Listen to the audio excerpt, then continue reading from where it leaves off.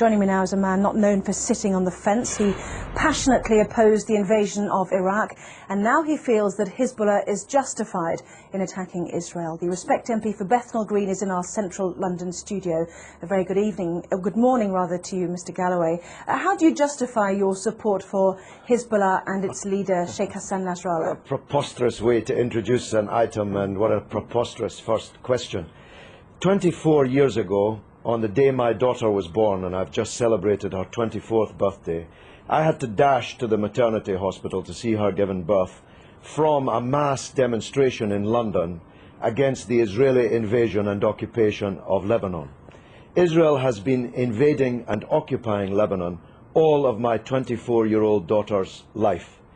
The Hezbollah are a part of the Lebanese national resistance who are trying to drive, having successfully driven most Israelis from their land in 2000, Israel from the rest of their land, and to get back those thousands of Lebanese prisoners who were kidnapped by Israel under the terms of their illegal occupation of Lebanon. It's Israel that's invading Lebanon, it's Israel that's attacking Lebanon, not Lebanon that's attacking Israel. You've just been carrying a report of 10 Israeli soldiers on the border getting ready to invade Lebanon, and you ask us to mourn that operation as if it were some kind of war crime.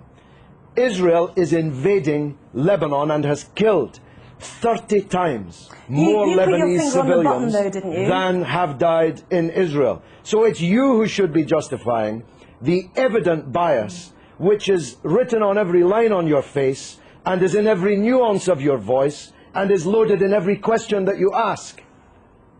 Right. You put your finger on the button, though, didn't you, when you said that Hezbollah was set up back in the 1980s in order to remove every Israeli soldier from Lebanese soil. As you said, it achieved that in 2000. No, it didn't. This is a setback. No, it didn't.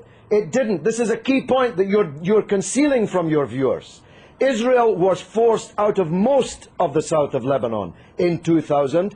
It still occupies a part of Lebanon since 2000. The Shebaa Farms area, which is subject to this latest UN draft resolution. Thousands of Lebanese prisoners have been kidnapped by Israel. Hezbollah I spoke just a moment ago to the Israeli Foreign Ministry released. spokesman who said that the 3 Lebanese who have been captured, perhaps you'd like to use that word, have been before a judge These are and not been the through prisoners. a court of law. Oh, please, have a slightly longer memory than 4 weeks. I'm talking about the thousands of prisoners taken during the 18 years of Israeli occupation, illegal occupation of South Lebanon. These are the prisoners that have to be released in exchange for the Israeli soldiers that were captured at the beginning of this wave of the crisis. Can I ask you about a report that's in today's Sunday Telegraph, which showed that Iran has given Hezbollah long-range missiles capable of targeting any part of Israel. Iran, according to this Iranian MP who helped found Hezbollah, has also said that Iran has given the authorization to target Tel Aviv. Can you blame Israel for wanting to destroy those missiles? This is preposterous. America has given Israel missiles that can target not just every city in Lebanon, but every city in the Arab and Muslim world, including Iran. Why should America be allowed to give long-range missiles to Israel, including hundreds of nuclear missiles, but Iran is not allowed to give missiles? Because it's given it to a terrorist organization. But they're not a terrorist organization. Only in the mind of Rupert Murdoch's Sky and the Times and the Sun and the News of the World. I'm going to stop you there, Mr. Galloway. Prescribed terrorist organizations. One man's terrorist is another man's freedom fighter. We know that perfectly well. In most people's eyes, they are deemed to be. They had a choice, didn't they? Let's understand this. They had a choice, like the IRA. To take on politics. Listen, Anna. I'm saying they had a choice to absorb the idea of politics. They've got 2 Hezbollah cabinet ministers. Anna, one man's terrorist is another man's freedom fighter. You are totally wrong in saying that in most people's eyes, Hezbollah are terrorists. In most people's eyes, Israel is a terrorist state. It's the fact that you cannot comprehend that fact that leads to the bias which runs through all of your reporting and every question that you've asked me in this interview. Can I ask you one question? I was relating to the IRA and Sinn Féin. They have decided to embrace politics. Hezbollah had the chance to embrace politics. They've already got two cabinet ministers. They're well respected in the south. In politics. They are. That's what I'm saying. People of the south if you of listen to Lebanon. me, I'm saying they've got two cabinet ministers already. They had a chance to do that. Why did they need to capture and kill Israeli soldiers on the border? Surely that sets back their ambitions to be a political force inside a democratic Lebanon. Look, because Israel occupies their country and holds thousands of their compatriots as kidnapped hostages in their dungeons. It's really very simple, except if you think only in a clock that goes back 4 weeks. If you know, and you're old enough to know better, that the origins of this conflict are not 4 weeks or 4 years or 14 years, but are decades old. You want people to think that the crisis started when the clock started ticking on Sky News. No, I don't the people in Lebanon I want to know ask you differently.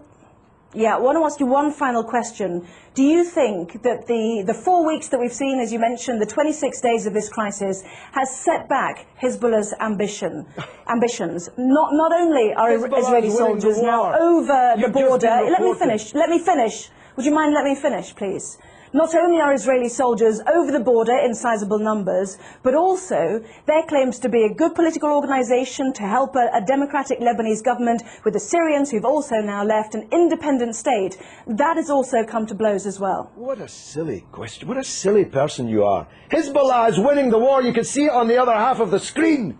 Hezbollah is more popular today. That was not my question. Hezbollah is more popular today in Lebanon, amongst Christians, amongst Sunnis, amongst Shiites, amongst all Arabs, amongst all Muslims, than it has ever been. It's Israel who's lost the war, and Bush and Blair, for politically organising the war, who've lost politically. This is a defeat for Bush and Blair and Israel. Everybody but you can see it. Let me separate out that question then. Is it a setback, given that Hezbollah was set up in order to get Israeli soldiers off Lebanese soil, that there are now more Israeli soldiers on Lebanese soil than there were 26 days ago? Well, they seem to be getting a bloody good hiding on the other half of the screen that I'm watching. Maybe you can't see it, but I'm watching them getting a bloody good hiding in the war. So if that's a success, I'm not sure what a failure would look like. The reality is that this conflict will go on. The United Nations resolution solves nothing, gives Lebanon nothing, gives the prisoners in Israeli dungeons nothing, and as Anne Clewid, my erstwhile colleague, was just saying, Israel has just kidnapped even more Palestinian politicians, cabinet ministers, members of parliament, and thousands of others held in Israeli dungeons, and this war will continue until the overall settlement is reached. That settlement must mean Israeli withdrawal from all occupied territory that it currently holds since the war in 1967, the release of all political prisoners, and a state for the Palestinians with East Jerusalem as its capital. No justice, no peace. You're not going out of business as a newscaster in Jerusalem anytime soon, believe me.